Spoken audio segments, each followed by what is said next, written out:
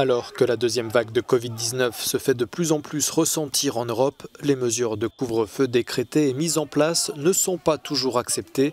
C'est le cas ici à Naples, en Italie, où des heurts ont opposé plusieurs centaines de manifestants à la police dans la nuit de vendredi à samedi.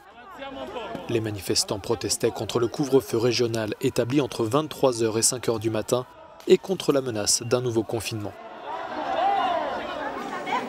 En France, où la barre symbolique du million de cas vient d'être franchie, les 2/3 de la population vivent désormais sous couvre-feu de 21h à 6h du matin. 38 nouveaux départements, dont celui dans lequel se trouve Strasbourg, ont dû appliquer la mesure dès vendredi minuit. Les propriétaires de bars et restaurants vont devoir s'adapter. On va devoir rouvrir les cuisines plus tôt, accepter les gens à manger à partir de 17h30, 18h, pour que les gens puissent être partis et être rentrés chez eux pour 21h. Clairement, on estime une baisse du chiffre d'affaires aux alentours de 30 à 40% sur cette partie-là. Passez encore un bon week-end, au revoir, au plaisir.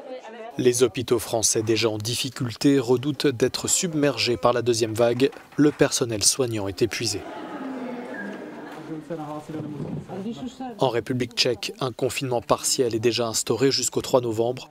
Dans ce pays, le taux de contamination et de décès est le pire d'Europe sur les 2 dernières semaines. Face à l'explosion des cas et au personnel soignant qui tombe lui aussi malade, les responsables de cet hôpital ont lancé un appel sur les réseaux sociaux pour demander l'aide de leurs collègues à la retraite ou d'étudiants.